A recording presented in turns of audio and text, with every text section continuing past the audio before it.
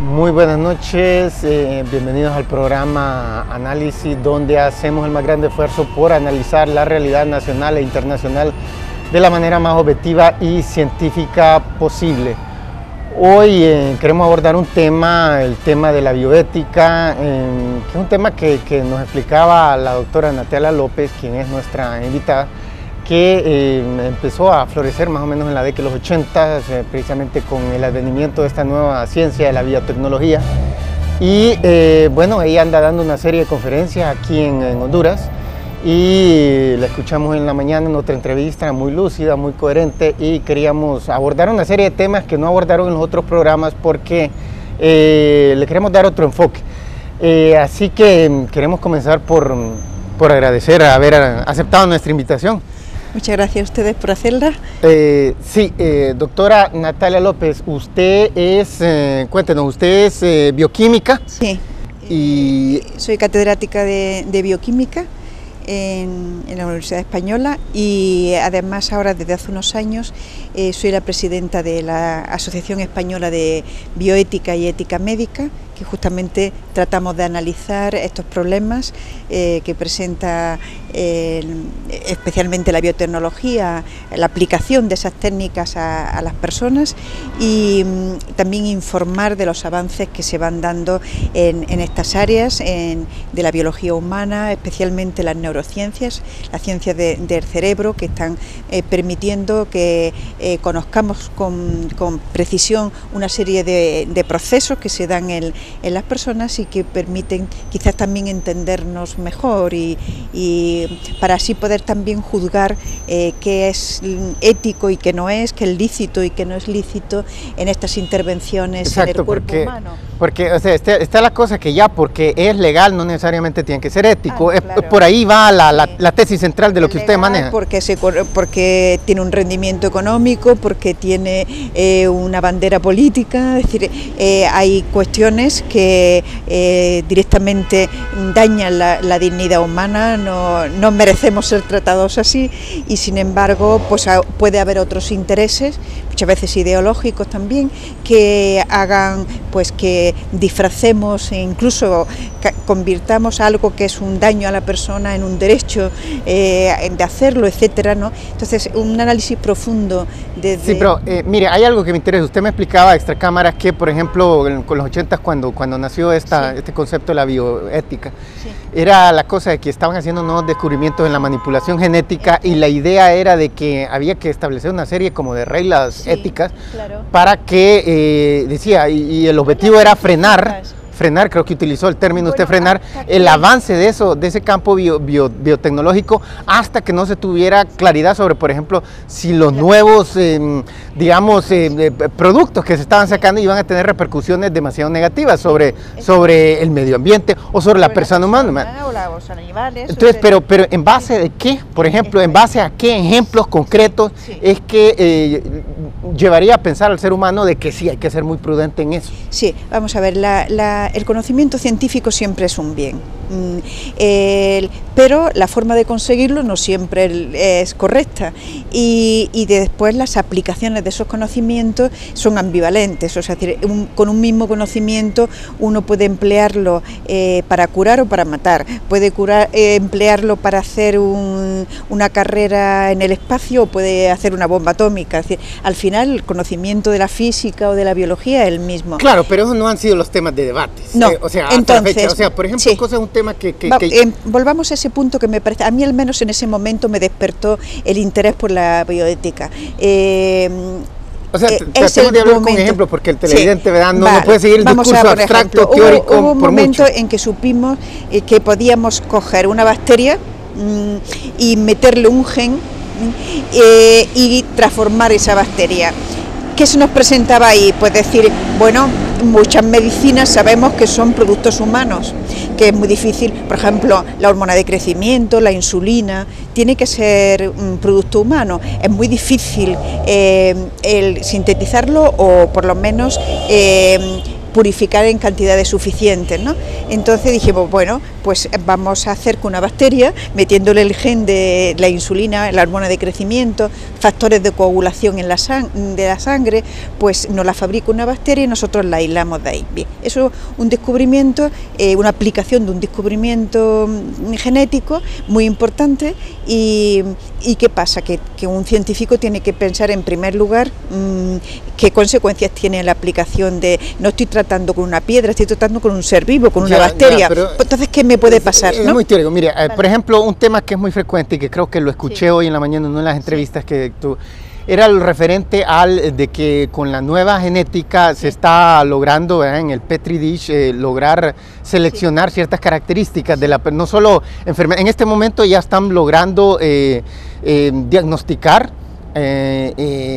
sí, por ejemplo, creo que 600 enfermedades diferentes ya pueden decir, ve, esto va a evolucionar en un ser humano que va a tener, por ejemplo, una predisposición para la artritis o para problemas cardíacos. No estamos ahí, estamos mucho más atrás. Vamos a ver, una selección, una eugenesia de ese tipo. Sí, o sea, eso, por ejemplo, la bioética, yo he oído a muchos gente que está en el tema bioética argumentar que eso es inmoral y ético. Entonces queríamos escuchar, por ejemplo, qué posición, que ya exista la técnica o no. El punto es que sabemos que está muchos científicos están trabajando en eso. Sí. Entonces, la pregunta es carente de ético, es inmoral que un padre, una madre o ambos, antes, cuando está en la forma de que nada más un espermatozoide que se acaba de fusionar con un óvulo, ¿no? Recién concebido. Exacto, entonces ahí ya pueden, ellos dicen, vamos a poder hacerlo, o ya lo podemos hacer, depende de qué enfermedad estemos hablando, decir, esta persona va a tener una alta probabilidad de desarrollar, por ejemplo, artritis o diabetes, etc. Entonces ustedes están argumentando que eso, por ejemplo, es carente de ético. Vamos a ver, es que los temas así planteados tan en general son muy difíciles de analizar. Lo primero, si una persona, un matrimonio, una pareja, tienen una predisposición en la familia a una determinada enfermedad, pueden querer saber si sus hijos la van a heredar o no. ¿Para qué? Para matarles, para no dejarle vivir, para no dejarle desarrollarse, yéndose a fecundación in vitro, es decir, lo primero. Después, ¿esa enfermedad tiene curación? Si no tiene curación, primero, si hay una predisposición, puede pasar o no. El análisis, si no tiene curación, ¿qué hacemos? ¿Qué adelantamos con que esa criatura venga al mundo con un sello de que va a tener? No, es que lo que hacen ahí es descartar el óvulo fecundado que tendría predisposición. Bueno, es su hijo, que si el óvulo si ya termina la fecundación, ya es. Pero ahí empezamos el problema con la definición de cuándo comienza la vida. Eso no hay problema ninguno. Eso es un tema absolutamente resuelto en la ciencia. Y lo que no, porque si la ley permite en muchos países que una mujer aborte con incluso 3 meses de embarazo, quiere decir que, o sea, si no quiere decir que no haya vida ahí, quiere decir que le dejamos matar. Es muy distinto. O sea, pero quienes han pasado a la ley no opinan de esa perspectiva. No opinan nada. Saben que están destruyendo un ser humano, lo que dicen es que no es penalizable, o que el derecho de la madre a matarlo, o el derecho de los padres a matarlo, porque va a tener una predisposición a, que a lo mejor está, de hecho está por encima, eso no es la ética. Vamos a suponer que usted lleva la razón en cuanto a el punto de vista de la moral, de que es un asesinato. No, si yo no estoy hablando del punto de vista de la moral, estoy hablando del punto de vista de la realidad. Solo para avanzar el argumento. Vale, entonces ¿no sería más lógico hacer más énfasis en derogar esas leyes que permiten el aborto hasta 3 meses cuando ya tiene manos y brazos y ojos, que en el momento que está en un Petri dish, que es apenas algo unicelular o multicelular, pero ¿qué más da? A un tamaño momento cero usted también ha sido, y yo también hemos sido en ese momento un cuerpecito de una sola célula. Sí, pero decir, definitivamente está más desarrollado a 3 meses que por supuesto, y a los 7 años, que a los 2 y a los 15, claro. Que a los 4. Vale, entonces vamos a ver, importante, una cosa es lo que dicen las leyes, lo que las leyes admiten, los derechos que se inventan, y otra cosa es la realidad, y la realidad es que hay un ser humano enfermo, no enfermo, pequeñito, más grande y tal. Entonces, la ética es decir, esta técnica, esto que me habla, que es el diagnóstico preimplantacional, ¿no? Yeah. ¿Qué consecuencias tiene en el niño ya? Fíjese, simplemente, vamos a suponer que tenemos 8 o 10 embriones, ¿no? pequeñitos.